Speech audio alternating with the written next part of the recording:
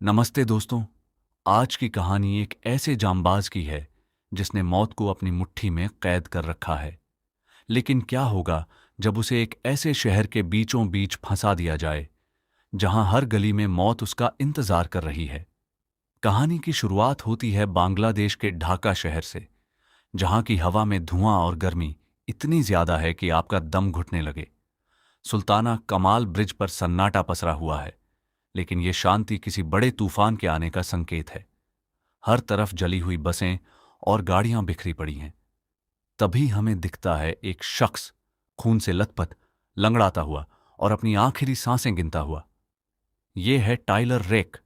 वो एक मर्सिनरी, किराए का सैनिक है। जैसे ही टाइलर ब्रिज पार करने की कोशिश करता है, अचानक पुलिस और स्पेशल फोर्सेज उस पर गोलियों की बौछार कर देती है। टाइलर हार नहीं मानता। वो एक एक करके सबको ठिकाने लगाने लगता है, लेकिन एक स्नाइपर की गोली उसे चीरते हुए निकल जाती है। मौत के करीब पहुंचकर टाइलर को अपने छोटे बेटे की धुंधली यादें आने लगती हैं। अब कहानी 2 दिन पीछे चलती है, मुंबई में।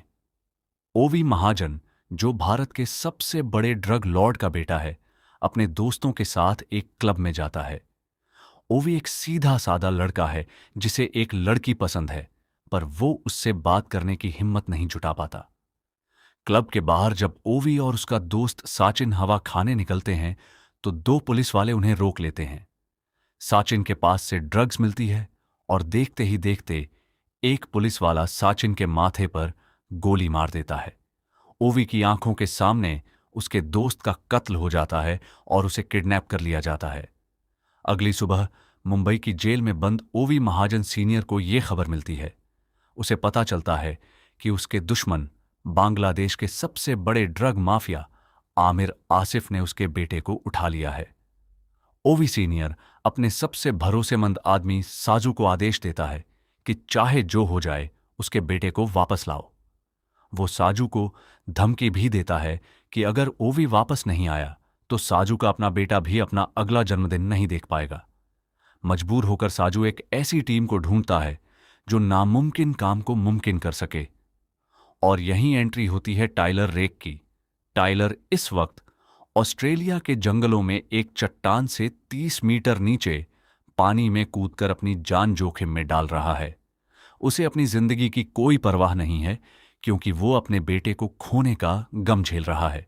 निक खान, टाइलर की साथी, उसे इस मिशन के बारे में बताती है, एक ड्रग लॉर्ड के बेटे को ढाका के बीच से छुड़ाना।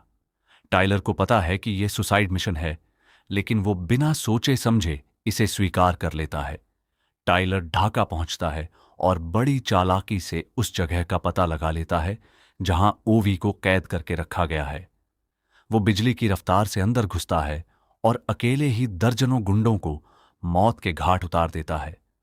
वो ओवी को ढूंढ निकालता है और उसे सुरक्षित बाहर निकालने की कोशिश करता है। लेकिन असली खेल तो अब शुरू होने वाला था। आमिर आसिफ को जब पता चलता है कि उसका शिकार भाग रहा है, तो वो पूरे ढाका शहर को सील करने का आदेश दे देता है। सारे पुल, ट्रेनें और रास्ते बंद। टाइलर और ओवी अब एक ऐसे पिंजरे में बंद हैं जहां से बाहर निकलने का रास्ता सिर्फ मौत से होकर जाता है। क्या टाइलर इस मासूम बच्चे को बचा पाएगा, या ढाका की गलियां उसकी आखिरी मंजिल बन जाएंगी? टाइलर और ओवी अब ढाका की उन तंग गलियों में हैं जहां सूरज की रोशनी भी मुश्किल से पहुंचती है। आमिर आसिफ के आदेश पर पूरे शहर की पुलिस और गुंडे सड़कों पर उतर आए हैं। हर नाके पर टाइलर की फोटो पहुंच चुकी है। टाइलर को समझ आ जाता है कि एक्सट्रैक्शन पॉइंट तक पहुंचना अब नामुमकिन है, क्योंकि सभी पुल सील कर दिए गए हैं। तभी टाइलर की टीम की लीडर निक खान रेडियो पर चिल्लाती है, टाइलर, मिशन कैंसिल करो, पैसे नहीं मिले हैं। पता चलता है कि ओवी के पिता के आदमी साजू ने टाइलर की टीम को धोखा दिया है और पैसे ट्रांसफर नहीं किए। निक टाइलर को ओवी को वहीं छोड़कर अकेले निकलने की सलाह देती है, लेकिन टाइलर ओवी की सहमी हुई आंखों को देखकर रुक जाता है। वो उसे मरने के लिए नहीं छोड़ सकता। अभी टाइलर निकलने का रास्ता सोच ही रहा था कि अचानक साजू वहां पहुंच जाता है।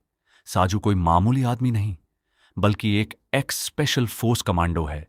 वो ओवी को टाइलर से छीनने के लिए उस पर हमला कर देता है। ढाका की व्यस्त सड़कों के बीच एक रोंगटे खड़े कर देने वाली चेज सीक्वेंस शुरू होती है। एक तरफ टाइलर है, दूसरी तरफ साजू और तीसरी तरफ पूरी ढाका पुलिस। टाइलर एक पुरानी ट्रक लेकर गलियों में गाड़ियां उड़ाते हुए भागता है। साजू उसका पीछा नहीं छोड़ता। दोनों के बीच एक जबरदस्त हैंड टू हैंड फाइट होती है। चाकू, मुक्के और जो भी हाथ लगे उसे वार। टाइलर साजू को किसी तरह पछाड़ता है, लेकिन तभी पुलिस की गाड़ियां उन्हें घेर लेती हैं। टाइलर ओवी को लेकर एक इमारत में घुस जाता है, जहां उसे पागल कुत्तों की तरह पीछे पड़े उन लोकल लड़कों से लड़ना पड़ता है जिन्हें आमिर आसिफ ने टाइलर का सिर लाने के लिए भेजा है। टाइलर बुरी तरह थक चुका है, उसका शरीर जवाब दे रहा है, लेकिन उसे ओवी को सुरक्षित स्थान पर पहुंचाना है। वो अपने एक पुराने दोस्त गैस्पर के घर शरण लेता है। लेकिन क्या गैस्पर पर भरोसा किया जा सकता है? क्या वो चंद पैसों के लिए टाइलर और उस बच्चे की मुखबिरी नहीं करेगा?